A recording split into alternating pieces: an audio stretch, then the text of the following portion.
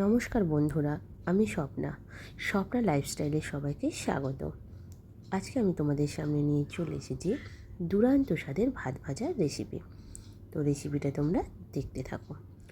আমি এখানে 1 বাটি মতো ভাত নিয়ে নিয়েছি, আর এখানে একটা ডিম লাগছে আমার, একটা পেঁয়াজ আমি টুকরো করে কেটে রেখেছি, একটা কাঁচা লঙ্কা আমি কুচি করে কেটে রেখেছি, একটা গাজর আমি কুচি করে কেটে রেখেছি, আর একটা আলু কেটে রেখেছি।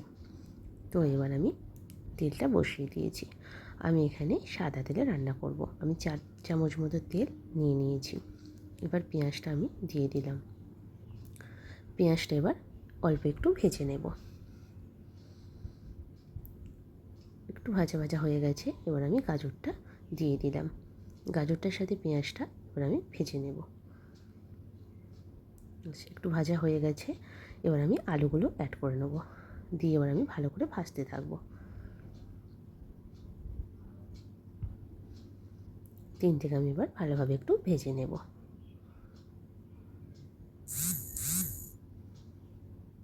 3 মিনিট মতো আমি ভালো করে ভেজে নিয়েছি। এবার আমি এতে 1 টেবিল চামচ হলুদ গুঁড়ো দিয়ে দিলাম। ভালো করে ভাজতে থাকবো।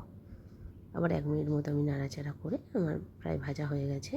এটাকে আমি তুলে রেখে দিলাম। এবার এক্সট্রা আমি কোনো তেল ইউজ করব না, যে তেলটাই আমার ছিল ওতে আমি একটা ডিম ফাটিয়ে নিলাম। ডিমের মধ্যে আমি 1 চামচ মতো নুন দিয়ে দিলাম। দিয়ে এটাকে কুচি কুচি করে ভালো করে আমি ভেজে নিলাম।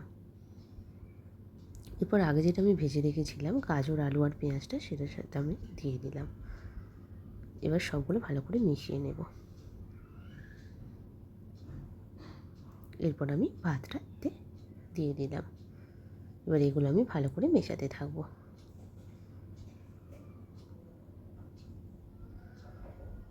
তোমরা এটা খেয়ে দেখবে একদিন। বাসি ভাত সেটা দিয়েও তোমরা করতে পারো, গরম ভাত সেটা দিয়েও তোমরা করতে পারো। একঘেয়েমি তরকারি দিয়ে ভাত খেতে খেতে আর ভালো লাগে না। তো এইভাবে তোমরা একদিন খেয়ে দেখো, অবশ্যই তোমাদের ভালো লাগবে। এবার আমি এতে কাঁচা লঙ্কাটা অ্যাড করে দিলাম। তোমরা চাইলে আরও অনেকগুলো লঙ্কা দিতে পারো। আমি যেহেতু ঝাল খাই না, তো আমি একটা লঙ্কাই দিলাম। ভালো করে আমি এটাকে মিশিয়ে নিচ্ছি। এবার এতে আমি আমার মেশানো পুরোপুরি কমপ্লিট হয়ে গেছে। এবার আমি এতে একটু গোলমরিচ গুঁড়ো অ্যাড করে দিলাম। 1 টেবিল চামচ মতো গোলমরিচ গুঁড়ো আমি দিয়ে দিলাম, তাহলে টেস্টটা অন্যরকম লাগে। ভালো করে নাড়াচাড়া করে নিচ্ছি। ব্যাস, আমার রেডি হয়ে গেল ভাত ভাজি, গরম গরম ভাত ভাজি।